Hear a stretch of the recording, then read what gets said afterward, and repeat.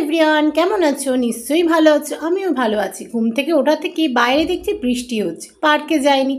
ঘুম থেকে উঠে গরম গরম চা খেয়ে নিলাম। অবশ্য তার আগে ফ্রেশ হয়ে নিয়েছি।